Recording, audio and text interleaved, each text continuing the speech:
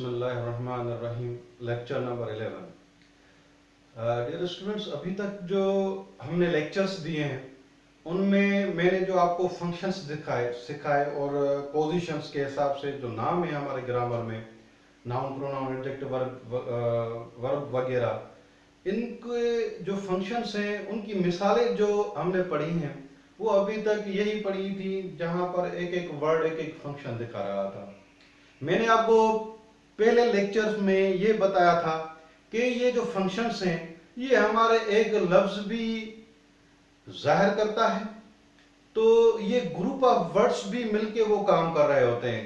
Last lecture में मैंने ये एक बात बताई थी आपको, क्या बताई थी कि एक वक्त पे एक शख्स होता है वो काम कर सकता है, मगर कभी कभी ये होता है कि दो तीन चार जो अशखास हैं, लोग हैं, वो साथ मिलके ग्रुप बना के एक काम सरंजाम दे रहे होते हैं।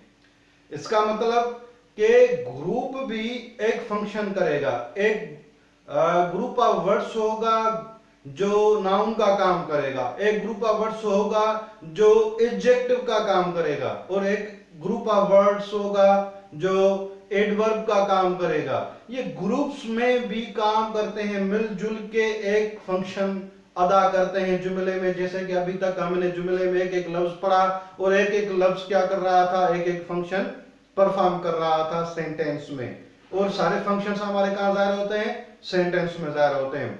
अब आते हैं कि बात को, एक लफ्ज भी हमारा एक वर्ड है वो भी फंक्शन जाहिर कर रहा होता है और ग्रुप भी जाहिर कर रहा होता है। ग्रुप मिलके, इसका मतलब दो तीन चार जो अल्फाज हैं मिलके, वर्ड्स मिलके आपस में एक फंक्शन परफॉर्म करते हैं। और ये फंक्शंस आपको याद होने चाहिए जो लास्ट लेक्चर्स में हमने डिस्कस किए हैं, जिनके नाम थे noun, pronoun, adjective, adverb, preposition, conjunction, interjection वगैरह। अब आते हैं, ग्रुप हमारे दो किस्म के होते हैं। अगर फ्रेज और क्लास, फ्रेज और क्लास, ग्रुप ऑफ वर्ड मिलके अगर नाउन का काम कर रहा है, अगर एडवर्ब का काम कर रहा है, अगर एडजेक्टिव का काम कर रहा है, तो वो ग्रुप ऑफ वर्ड जो एक फंक्शन कर रहा है सेंटेंस में, वो या तो फ्रेज होगा या क्लास होगा। नाम क्या देंगे? अगर नाउन का काम करेगा तो नाउन फ्रेज कहेंगे, अगर एडजेक्टिव का काम करेगा तो एडजेक्टिव फ्रेज कहेंगे, अगर वो एडवर्ब का काम करेगा तो उसको हम एडवर्ब फ्रेज कहेंगे। Class, noun class, adjective class, adverb class.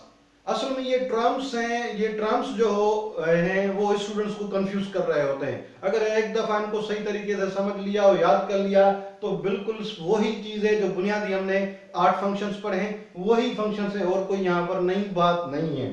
आते हैं फ्रेज और क्लास में फर्क कैसे करेंगे। ग्रुप ऑफ वर्ड होगा, सामने पढ़ा हुआ होगा, उसको फर्क कैसे करें। बहुत सारे तरीके होते हैं इनको डिफाइन करने के लिए, मगर मैं आपको टू द पॉइंट एक आसान तरीका बता रहा हूं कि फ्रेज एक ऐसा ग्रुप ऑफ वर्ड है जिसमें नो वर्ब हो।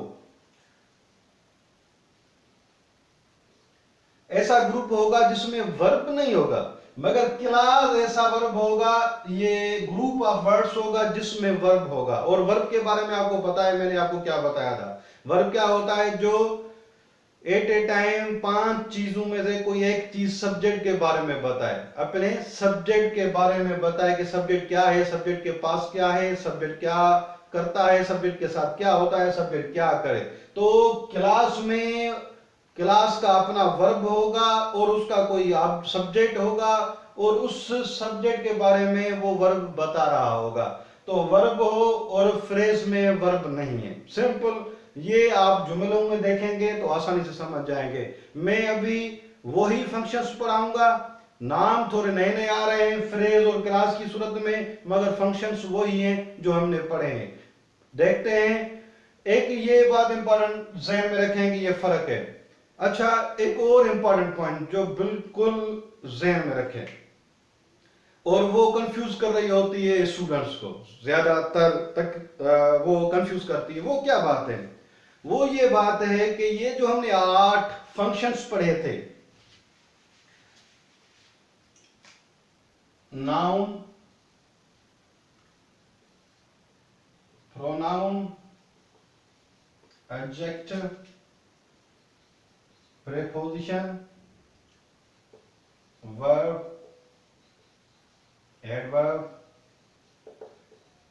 Conjunction, interjection.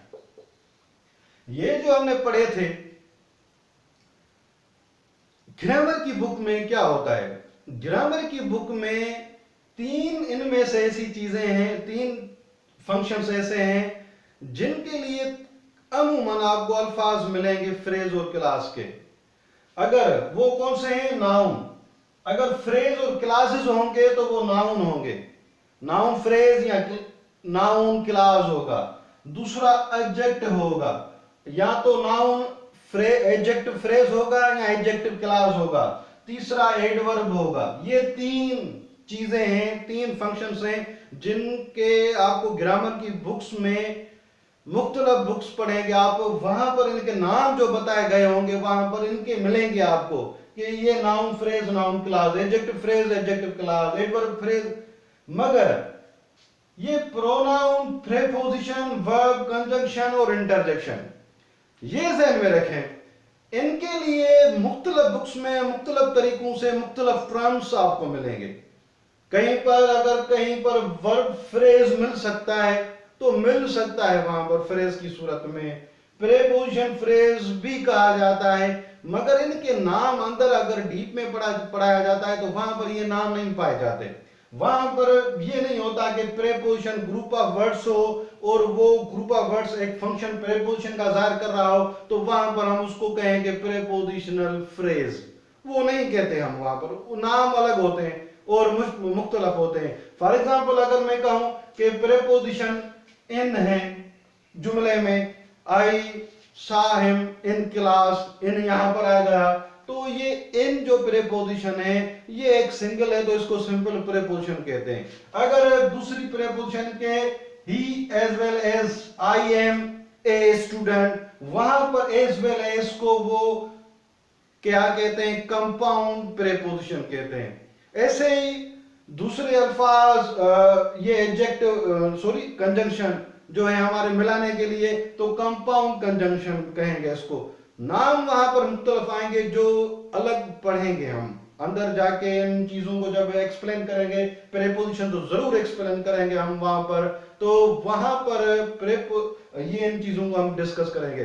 फिलहाल ये समझें कि यहां तक की बात, जो फ्रेज और क्लास का नाम है अमूमन जो वाबस्ता है और ये टर्म इस्तेमाल होता है ग्रुप ऑफ वर्ड्स, नाउन के लिए, एडजेक्टिव के लिए और एडवर्ब के लिए, बाकी चीजों के लिए ये इस्तेमाल नहीं होते। अगर होते हैं तो वो नाम की सूरत में बहुत कम बुक्स में होते हैं वहां पर, और अलग अलग मुख्तलिफ नाम दिए गए होते हैं, वहां पर कंफ्यूज होने की जरूरत नहीं है हमें।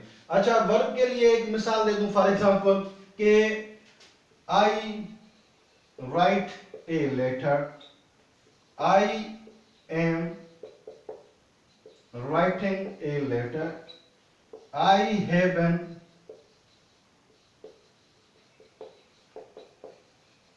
writing a letter।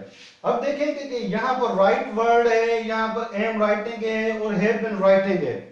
ये right, am writing, have been writing जो अल्फाज आ रहे हैं एक सेंटेंस में, ये सारे वर्ब हैं। अब ये कहना चाहिए एक वर्ड है तो इसको तो वर्ब वर्ड कहें, मगर दो हैं तो इसको हम क्या कहें, वर्ब फ्रेज कहना चाहिए हमें, मगर ये बुक्स में आपको नहीं मिलेगा क्योंकि ग्रुप ऑफ वर्ड्स जो फंक्शन दिखा रहे हैं ये भी हमें सब्जेक्ट के बारे में बता रहे हैं कि सब्जेक्ट क्या कर रहा है, तो ये भी हमारा फ्रेज होना चाहिए, वर्ब फ्रेज, तो कम किताब में इस्तेमाल होगा। ऐसे ही तीन अल्फाज, तीन वर्ड्स मिलके, है और बेन और राइटिंग मिलके, ये भी फ्रेज होना चाहिए कि इसको हम वर्ब फ्रेज कहें, वर्ब क्लास कहें, मगर नाम वहां पर आपको अलग, इसकी स्टडी जो की जाती है वो अलग तरीके से की जाती है। वो कैसे की जाती है कि यहां पर कहा जाता है ये मेन वर्ड है, ये हेल्पिंग वर्ब है, ये मेन वर्ब है, ये दो हेल्पिंग वर्ब है यहाँ पर जो काम आए। ये तरीकेकार जो इनके पढ़ने का, ग्रुप्स को पढ़ने का है, वो उन ग्रुप्स को मुख्तलिफ नाम, मुख्तलिफ तरीके होते हैं वहां पर पढ़ाने के, मगर इन तीनों का इस तरह के सेम है आपस में। इनके जो तरीकाकार है वो वही है जो हम फंक्शन वाइज पढ़ते हैं। अगर नाउन पढ़ते हैं तो नाउन क्या होता है, जो वर्ब का सब्जेक्ट या वर्ब का ऑब्जेक्ट या प्रीपोजिशन का ऑब्जेक्ट बन के आएगा तो वो हमारा नाउन हो जाएगा। ठीक है, तो इन चीजों को जहन में रखिएगा, ये बिल्कुल इंपॉर्टेंट पॉइंट थी और शुक्र है कि मुझे याद आ गई, ये जहन में रखना आपके लिए बहुत इंपॉर्टेंट है।